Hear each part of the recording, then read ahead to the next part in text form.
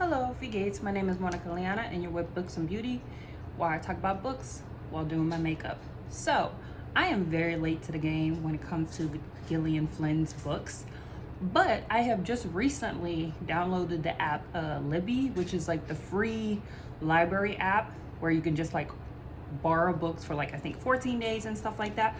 So, I decided to do Gillian Flynn's like books because I only read like actually one of her books, and then the other three I never got around to because I had already watched the movies before I really got into books. I had already watched the movies, and I have a problem with like reading books after I already watched the movie because I feel like a book, you need to be interested to like read the book or anything like that.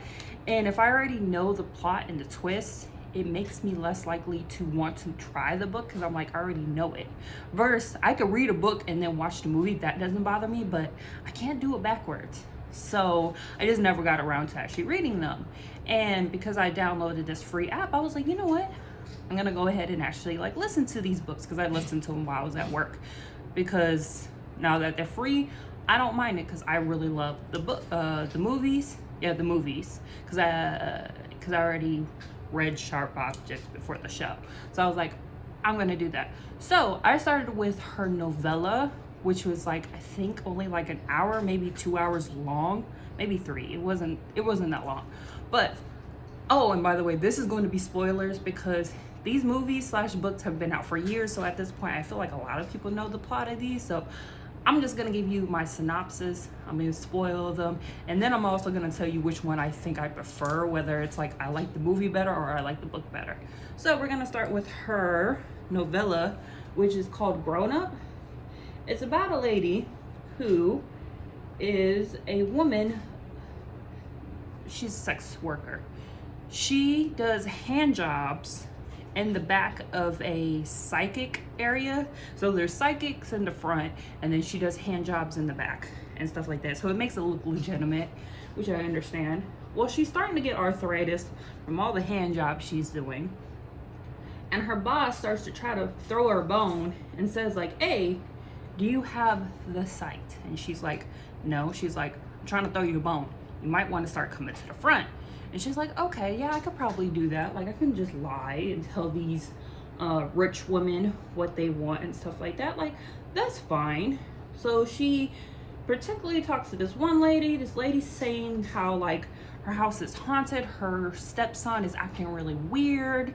And she tells her, like, okay, I will come to the house and we will cleanse the house. And she's like, you know, say some words, do a little smoke thing, and act like I'm doing something for some money. And she gets there, and her son is acting really weird. And she's like, maybe there's something wrong with this house, actually. Come to find out, this boy is like, hey, my mom knows what you've been doing. Like, you know, one of your customers, yeah, she knows that you give him hand jobs, and she had you come here under false pretenses to kill you and then put it on me. And she starts freaking out. She's like, what? She's like, yeah, she's lying. Like, he's like, well, why would she put it on you? She's like, well, she's never liked me, so she's just gonna act like I'm the one that did it. And yeah, and she blames you for their marriage falling apart and all this other stuff, and like she's been playing you this whole entire time. So she's like, I gotta get out of here. And he's like, well, bring me with you.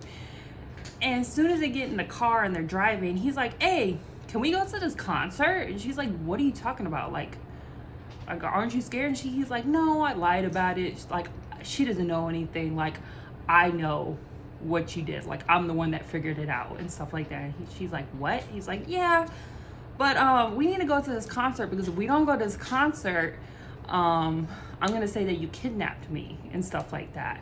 And she's like, oh my god, like I'm going to like get in trouble.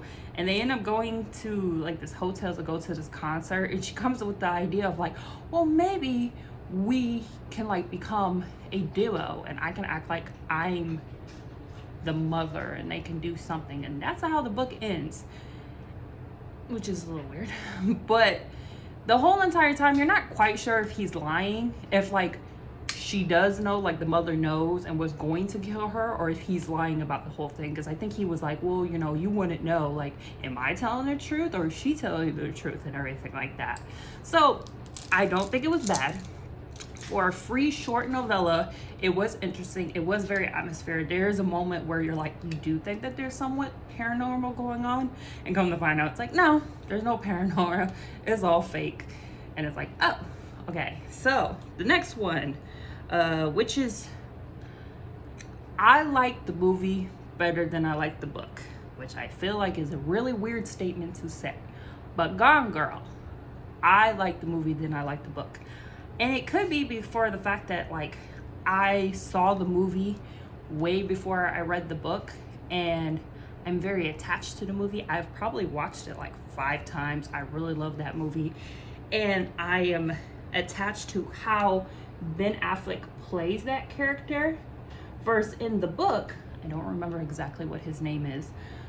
He is not a likable character. Granted, I'm not saying he's a likable character in the movie. Like, he is a bad guy in the sense that he does cheat on her and, like, is kind of selfish and everything like that. But I feel like in the movie, he's, like, somewhat redeemable.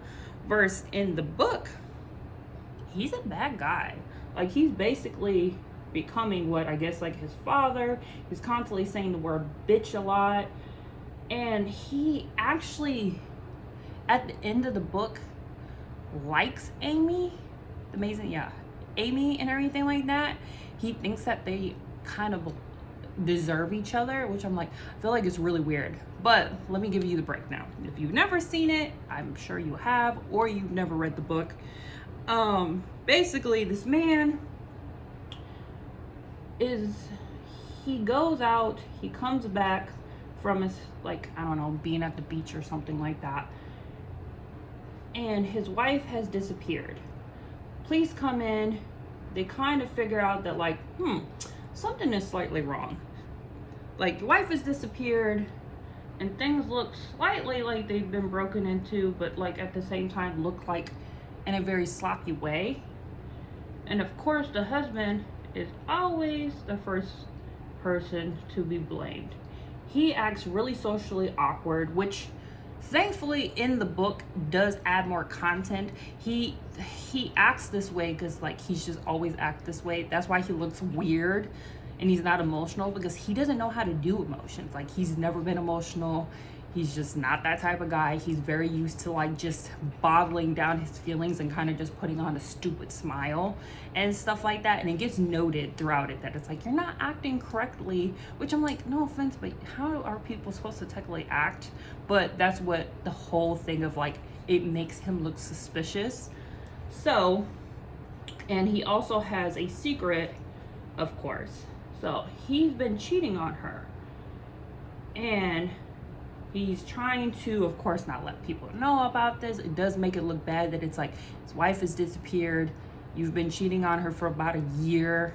And in the book versus in the movie. So in the movie, he does seem to actually, like, care for her. In the book, he kind of, like, he does care for her, but he does realize that, like, it's stupid that he got with her, that he just did it because he kind of could and stuff like that. And he cares about her as a human being, but, like, not really to be with her. So he gets this, you know, everybody gets suspicious, and things keep popping up that he's just like, I don't understand. Like, there's a friend that supposedly is like, I'm her best friend, and he's like, no, she doesn't even know that girl. Like, why does she keep saying that? Like, I think she just wants attention. And come to find out, it's like, there's pictures of them hanging out, and she's like, well, how do you explain this? Like, she has pictures over there. And he's like, I don't know what you're talking about. I've never seen them together. And supposedly she's pregnant. Like, he never knew anything about this. And there's diaries, entries talking about how she's scared of her husband. He's like, this never happened. I don't know what this is. So everything's looking like he killed her. 100%. It's like, he looks suspicious. He's acting suspicious. He's been cheating on his girlfriend or his wife, and, like, she's scared. She was trying to get a gun because they find out that she was trying to get a gun from, like, a homeless person. She has friends that he supposedly doesn't know anything about, and And it's like, well, you don't really know your wife.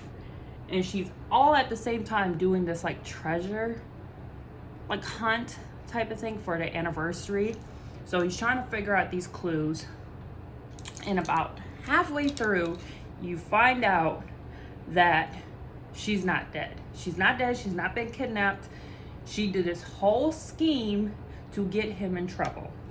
And her clues is to basically shove in his face that she's like, I've known that you've had an affair this entire time. And he's just like, fucking bitch. He's like, I'm going to kill her whenever I see her. So she now turns out she's alive. And she tells you the whole thing of like how she did this whole monologue of like, yeah, I've been like slowly preparing it. Like, I would say in the book it's actually better. She's better in the book just because you find out just all the stuff like detail wise, like her basically saying that she's scared of blood and she's never been scared of blood, but like the reason that she did that was so then there was no mistaking that she was the one that like sprayed blood on, because it's like, of course not, she's scared of blood, she's scared of needles. And she's made these like fake journals. She went to like supposedly get a gun, and like she did it because she just wanted them to like be able to find it and like make it seem like, oh, she's scared of her husband. And she talks about like her past stuff, because you find out that like she's been doing this crazy shit since she was like a kid. She did it to like this one girl, and then she did it to this other guy, and just basically would lie, make it seem like they were crazy and not her, and basically would punish them for not playing by the way that she wanted them to play. And she ends up being robbed at some point, and she's like, fuck, I have no money and I'm technically dead or missing, so I can't pop up or anything like that. So she decides to call her like ex-billionaire like lover, and he is in a way slightly crazier than her. Like he is very helpful and is like, yeah, like I'll take care of you, but like won't let her go anywhere. Like she'd be like, oh, can I have like a little bit of money? He's like, why do you need money? She's like, well, you know, what if I have to leave at some point and everything like that? He like, you will never have to leave. And like kind of, it seems like he's going to keep her there at all times, which is like, that is creepy, because she's like, oh shit, I kind of fucked up here. Like like I know he acts like I'm not a prisoner, but it's like I know that he would not let me go. And I feel like in the movie it's way better than in the book, because yeah, you see how kind of like creepy and like you can tell that he's going to try to just keep her at this house, but in the movie they show her doing like all the stuff to like basically kill him. She does the whole molesting herself with like a bottle and like tying up her hands and like purposely going into the camera so that when they come back and see it, they see her like crying and stuff like that, and like cutting of his throat when they're having sex, and while they're like he's about to climax, she cuts his throat. And the reason is because like the blood is pumping, so then it goes even quicker and stuff like that. It's like, it's way more dramatic in the movie than in the book. And she ends up going back to the house all dramatically with covered in blood and being like, I came back to you and stuff like that. And he's like, you fucking bitch. And of course there's suspicion that like one of the cops is like, yeah, I believe you, Ben. I do think that like she's lying, because there's certain things that she's saying now that doesn't add up, but they're so scared to investigate it because they're like, they got it wrong the first time because they thought it was this guy. I think his name was Ben, and they were about to arrest him and everything, and it's like, turns out he didn't do it. And she ends up getting pregnant with his seed, because I guess they put his seed on ice like years ago, and she ends up getting pregnant with it. And it's basically like, now you can't leave, because, you know, you will never see your kid again and everything like that. And she basically just is convinced, like, hey, we're perfect for each other. Like, you know what I did, I know what you did, we're perfect for each other. And he ends up finally kind of just accepting it. Like, after a while, he kind of just accepts it, and it's really weird.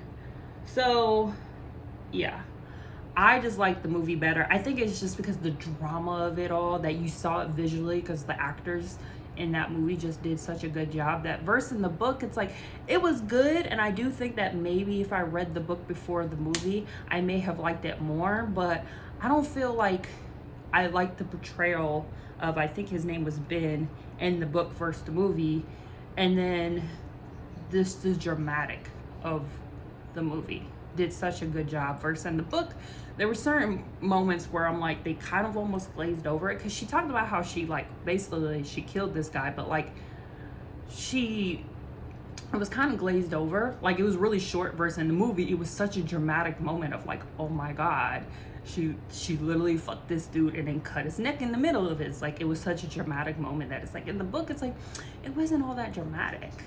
It was kind of just an afterthought of like, yeah, I did this, and that was it. So I definitely think that the movie is way better, which is like maybe slightly controversial, but it's like, I really do.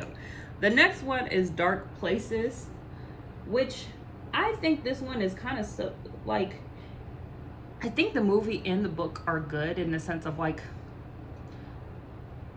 they're just pretty much the same in a way. Like, other than the book giving a little bit more detail, for the most part, I don't feel like I learned really anything new. Versus in Gone Girl, I did learn more about Amy and like more about Ben, and like how he is awkward the way he's awkward because of like kind of his dad and stuff like that. Versus in the book for Dark Places, I don't think I learned anything new other than probably a few more extra scenes. So let's go through it a little bit, and I'll try to go quickly with this one, because Dark Places is a very convoluted story. Like, it's really convoluted. There's 3 perspectives. There is the girl that is trying to investigate what actually happened, and the reason she's investigating is because this group called the Kill Club is going to pay her to investigate, because they don't believe that her brother actually killed her family, and she was so young that she kind of got manipulated into saying that her brother did it anyways. And she's been living off of like money from people this whole entire, like, she's never had a job or something, and she's down to like her last, like, I guess $900. So she's like, look, well, they're gonna pay for me to investigate, I'm gonna do it. And she's just like, that's why she's doing it. So it's her perspective of her mom from back in the day, and the perspective of her brother from back in the day. So the whole point of this book slash movie is that her whole family got massacred, and supposedly her brother is the one to do it. She pointed the finger at the brother, and he is now in jail. Well, this group called the Kill Group don't believe that he actually did it, and that's why they want her to investigate and like basically help get him out. And she's like, well, I'm not gonna change my testimony until I know the facts, because she believes that like he probably did it, and they're like, no. He was like, well, I'm not gonna recount it if turns out he did. And they're like, well, go investigate and like come to the same conclusion that we have, and then we can get him out. And she's like, fine, I'll do it for some money. So she's pretty much trying to figure out what's going on, while at the same time you're listening to the mother. The mother is just stressed by all means, because they're poor, they work on a farm. She's about to have her farm foreclosed on. She has 4 kids. Her husband is a deadbeat and a gambler basically, and tries to always get money from her and calls her a bitch in front of all the kids. And she's stressed about like all the kids, about they basically can't like afford food. And then her son is acting really weird, like he's just, he's getting to that moody kid stage. And then you're also following him around, and you're figuring out that like he's basically a loser. It's kind of sad, because he's basically a loser. He's embarrassed about being poor. He's embarrassed about being a redhead. He ends up changing his hair color to black. he doesn't know how to be a man because his dad is not around him, and he's surrounded by all girls.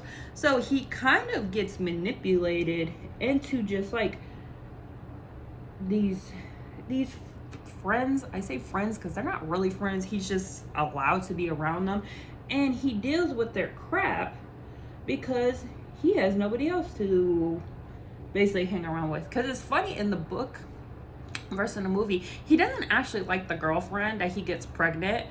He doesn't actually like her at all, but he deals with her because I think he's just like, she's the first girl that like likes me and wants to have sex with me and kind of deals with me, and he just thinks like, well, this is just how life is, even though he doesn't like her. He doesn't like her at all. He makes it very clear in the book that he does not like her, but he gets her pregnant, and she's like, well, you have to take care of this baby. My dad's gonna kill me when he finds out, so like we have to like basically run away. So that's their whole thing, is that they're gonna actually try to run away so he can become a father and she doesn't get killed, which I don't think that her parents would actually kill her, but she's pretty much on the conclusion that like, if they find out, they're gonna kill me.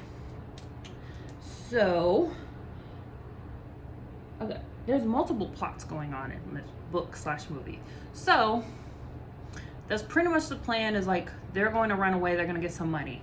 The mother ends up, because I'm going to go quickly with this, the mother ends up striking up a deal with this angel of debt to basically have herself be killed by this guy, and then the family can do life insurance. So that's her plot. She's going to like do that. The brother and the girlfriend are going to run away. Well, they come to the house late at night because they're going to steal money from the house. Well, one of the sisters ends up overhearing that she's pregnant. She's like, I'm gonna go tell mom. The girlfriend kills the sister. She's like, no, you're not. And the brother is not fazed at all. He's just like, is she dead? And he's like, yeah. He's like, okay, we gotta get money. Well, at the same time that this is going on, the angel of debt kills the mother, but then one of the daughters ends up walking in on it, and he ends up killing her. So there's two murderers. The girlfriend kills one of the sisters, the guy kills the mother and the sister, and the girlfriend and the brother find this out because they're technically in the house when this happens. And the girlfriend's like, oh, great, we will just wait until the life insurance comes in because obviously you didn't do it. You're going to inherit the life insurance and then we'll run away.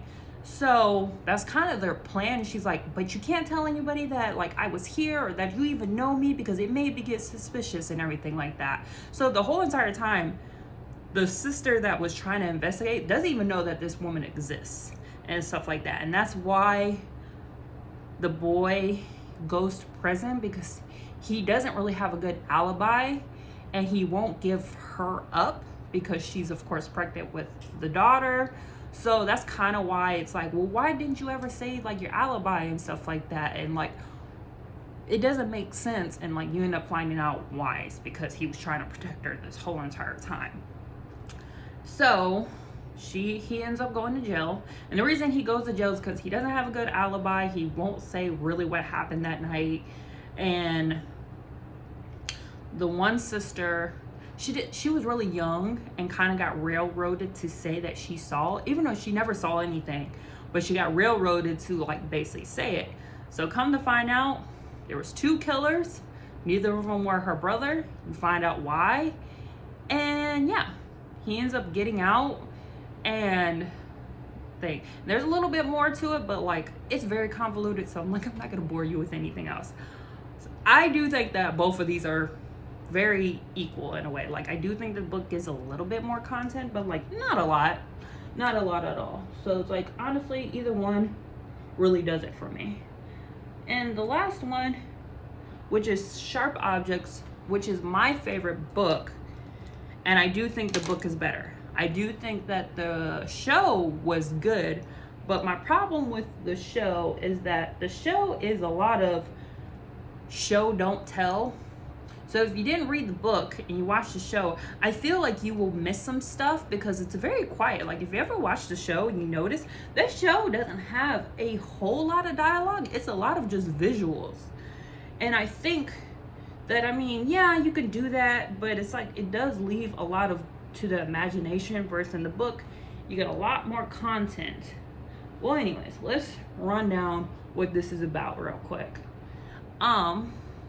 It's about a lady who is a reporter who actually does a lot of self-harm. She has been extremely brutally cut, like she has cut her whole entire body, and to the point where like she can't wear anything that has no sleeves, like shorts, nothing. She has cuts all down her body with like words and stuff like that. So she gets told by her boss to go investigate this kid disappearance slash death, I believe, and at her old hometown and stuff like that. Because he's like, oh, you know the place, you can go talk to them, they'll talk to you more. And she's like, well, I haven't been there for years. And he's like, well, you're gonna go do this. So she decides to go down there. She's an alcoholic, she's drinking a lot, and her mother and her don't have the greatest relationship. Like, she kind of shows up and her mother's like, I wasn't ready for guests, like, why did you tell me something? She doesn't even want her to do this job. She's like, why are you gonna write about like dying girls? And she's like, well, it's kind of my job. And she's like, don't you think the families have enough? Like, you're embarrassing me. And it's like, Mom, this is kind of my job. And she's just like, oh, this is such an awful job. And so she's investigating. There's a lot of red herring. There's like a guy that supposedly may have done it. He never did it. There's an investigator that she ends up getting kind of involved with a little bit, and like he slightly seems suspicious. And you also find out that she used to have a younger sister that died at a young age. Come to find out that her mother had Munchausen by proxy and made her child sick, and I guess killed her to a point. Like, it's been a while since I read this book, so it's been a while. And she also has a stepsister now that she doesn't really know, and she's like much younger. I think she's still in high school, and she kind of tries to bond with her. She has like two personalities. She's like the bad party kid outside, but then like inside she acts like the princess. And come to find out that like her mother's doing kind of somewhat the same thing that she did with her other sister, by like kind of making her sick, making her very dependent on her. And you find out that like, oh my God, it was the mom the whole entire time, that like she's the one that has been like killing these girls and stuff like that. And that's what it is. It's like, oh, the mother did it. Come to find out, for a second plot twist, that it's like, no, it wasn't actually, never was the mom. It was her stepsister the whole entire time.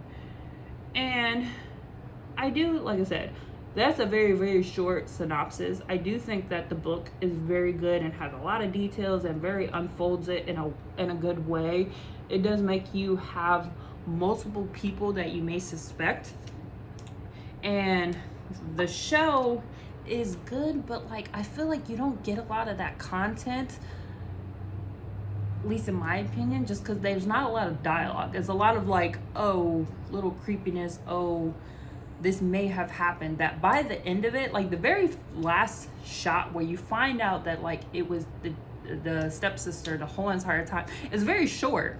It zooms in on her, I guess, like dream, like playhouse or like dollhouse, which is like, I don't know why she has a dollhouse. She's pretty big, but like she has a dollhouse, and you find out that like inside the flooring of it is like teeth, and the girl's had lost teeth, like they were pulled out. So like you find out like, oh my God, it was her the whole entire time. That's like done in an instant. Like it's literally like less than a minute that you see this, and then that's it.